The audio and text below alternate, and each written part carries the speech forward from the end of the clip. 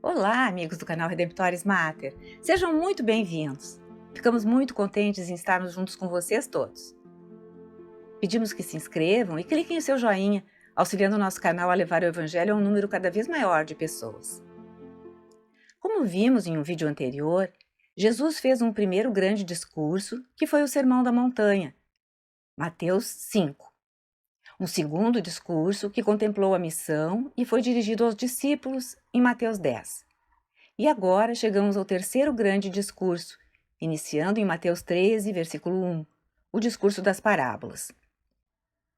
As parábolas são muito importantes na mensagem de Jesus. Precisamos poder entendê-las para compreender a sua boa nova. Então olhemos para Mateus 13 por partes, começando no versículo 1. É a parábola do semeador. As multidões encontram Jesus junto ao mar, de modo que ele precisa subir em um barco para falar-lhes. Na parábola, há uma comparação entre duas coisas, mas também a integra uma espécie de enigma no contexto judaico. Portanto, ao ouvirmos uma parábola, se encontrarmos algo que não seja usual, será porque ela contém também esse tipo de enigma. Hoje talvez falássemos em charada ou até em pegadinha, algo inesperado e que nos põe em dúvida e provoca o nosso raciocínio. Na primeira parábola de Mateus 13, Jesus relata que um semeador foi semear. Algumas sementes caíram ao longo do caminho e os pássaros as comeram. Outras caíram no solo pedregoso, com pouca terra. Logo germinaram, mas por falta de profundidade das raízes, também logo murcharam.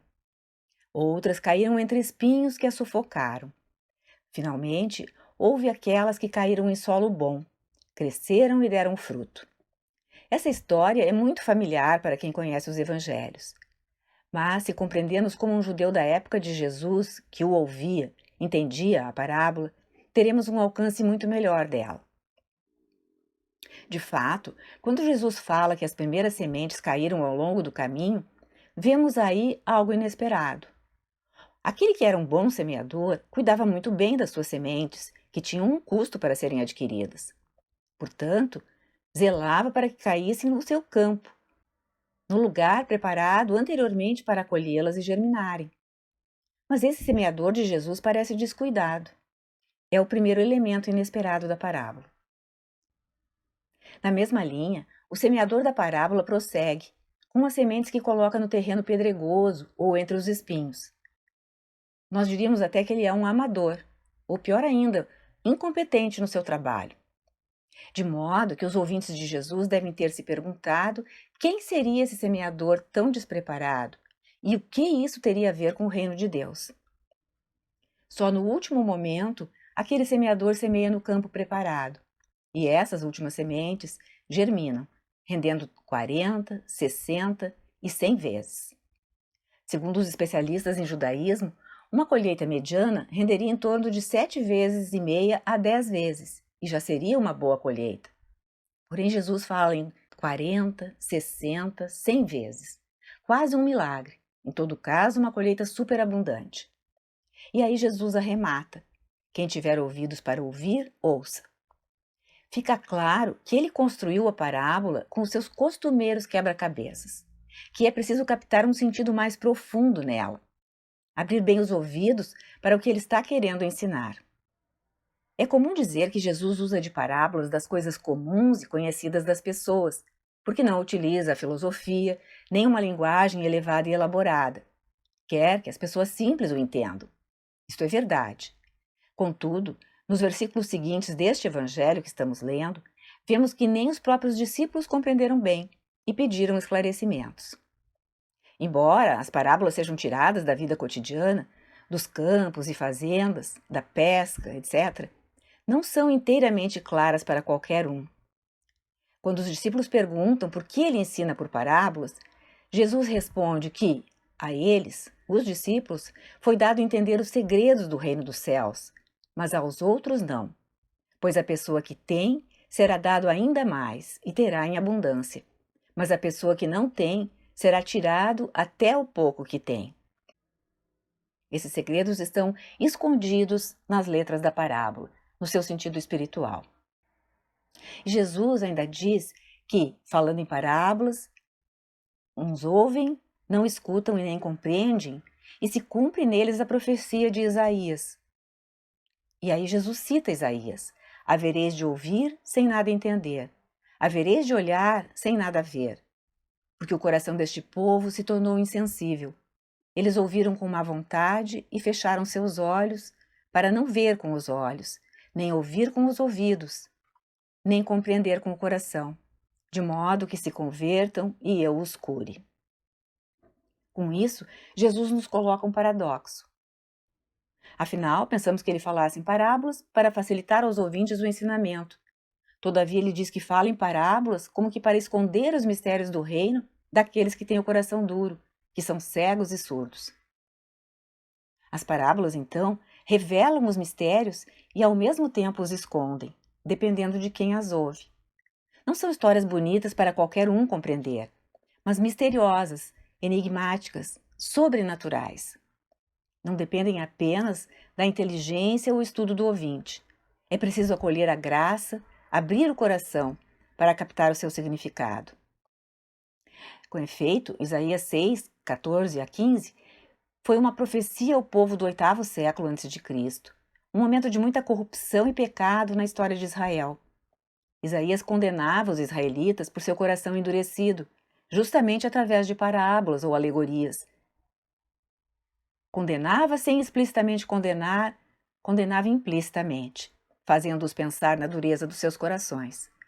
Jesus está fazendo o mesmo, como ele mesmo diz ao citar Isaías. Por se abrirem à graça, é que, segundo Jesus, abençoados são os olhos e ouvidos, que veem e escutam, enquanto tantos ao longo da história quiseram ver e escutar e não conseguiram. Nesse momento, Jesus lhes dá a graça de entenderem, explicando-lhes inclusive abertamente a parábola. E assim ele diz que quando alguém ouve a palavra do reino e não compreende, o demônio vem e arrebata o que havia sido semeado naquele coração, que era como um simples caminho e não um campo arado, ou que fora recebido superficialmente, com muita alegria, mas sem meditação, sem reflexão.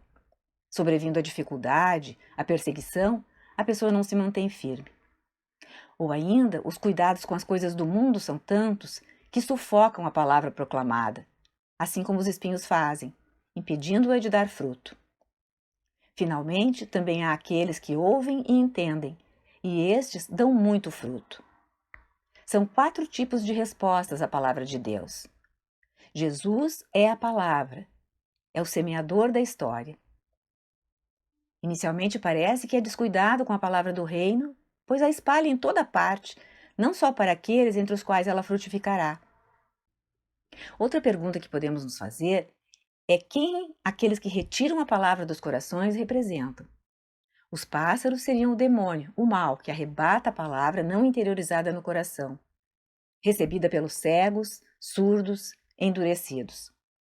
O solo pedregoso seria aquele coração que se animou todo a ouvir a palavra num retiro, numa tarde de louvor, numa homilia. Se arrependem e acreditam, mas quando continuam a caminhar como seguidores de Jesus, encontram barreiras, perdem alguns amigos, são ridicularizados, pessoas não entendem a sua mudança, as suas novas crenças, ou experimentam sofrimento e logo desistem. Não perseveram nas dificuldades. Muito parecido com tantos que abandonam a fé ou a sua igreja ante as contrariedades ou a rejeição. E o que os espinhos representam? O apego às satisfações, às riquezas, ao poder, as ansiedades que estas coisas provocam, os excessos praticados em termos de trabalho para adquirir coisas de que nem precisam, por consumismo, o não achar tempo para cultivar o espírito, para rezar, ler a escritura, participar do alimento da missa, a falta de disciplina, tudo isso configura os espinhos espirituais. Jesus lembrou para não estarmos ansiosos sobre o dia de amanhã, porque a cada dia pertence à sua própria preocupação. E disse que buscássemos primeiro o reino de Deus e a sua justiça, e tudo mais nos seria dado por acréscimo. O que podemos dizer, então, sobre o último solo, o solo bom? São aqueles que acolhem a palavra, refletem, deixam que ela desça da mente para o coração, alimentam-se dela. Aí ela germina e dá fruto abundante. Atrai outros para encontrar em Jesus e seu reino. Pode ser através de sinais milagrosos, pela pregação, pelo exemplo, como aconteceu com os santos. Pensemos em São Bento. Hoje, 1500 anos depois de ter fundado a sua ordem dos beneditinos, ela continua a existir, gerando discípulos, reunindo as pessoas em uma vida de oração, jejum, esmola, obediência a Deus. Ou lembremos Madre Teresa de Calcutá ou São João Paulo II. Quantas vezes ouvimos os testemunhos de pessoas que descobriram a sua vocação ao sacerdócio, especialmente o diocesano, por meio de João Paulo II. O bom solo desses santos tem dado tantos frutos, uma grande colheita. O convite para nós é nos perguntarmos que espécie de solo somos, honestamente respondendo. Há momentos em nossas vidas em que nos comportamos como um ou outro dos tipos de solo. Precisamos retornar sempre à palavra de Deus, deixar que ela se aprofunde em nós, abandonar a ansiedade, acreditar e confiar em Jesus, que repetiu incessantemente: não tenhais medo. O Senhor esteja convosco, Ele está no meio de nós. Peço sobre você, sobre sua vida, sua família, dando muitas alegrias vindas do céu, que se manifestem também na sua vida, na vida terrena. Em nome do Pai, do Filho e do Espírito Santo. Amém. Obrigada por ter acompanhado essa postagem. Se você gostou, clique em seu like, inscreva-se no canal e acione o sininho para ser notificado de outras publicações. E não deixe de conferir as nossas playlists, feitas com muito carinho para cada um de nossos visitantes e membros.